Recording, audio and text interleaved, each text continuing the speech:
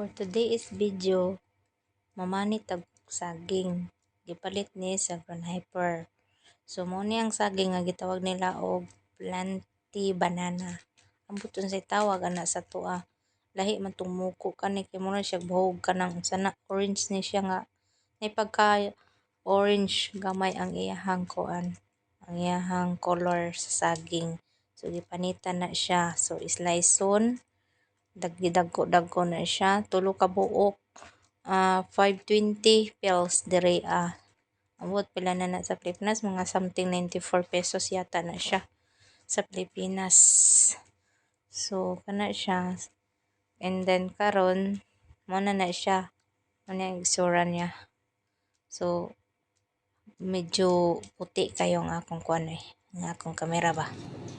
Lagi Prito na na siya color, tapos itong pritohon giprito na ko na siya.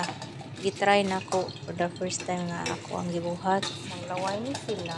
Giprito na ko siya. Gitry na ko siya.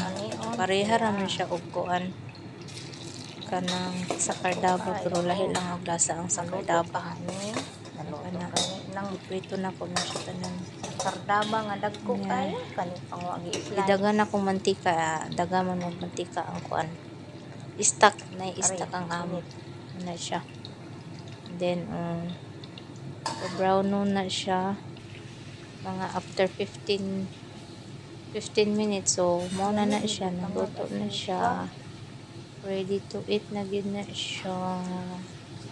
Ano ni siya guys, luto na ang saging nga giprito. Kung kana lang, bye bye.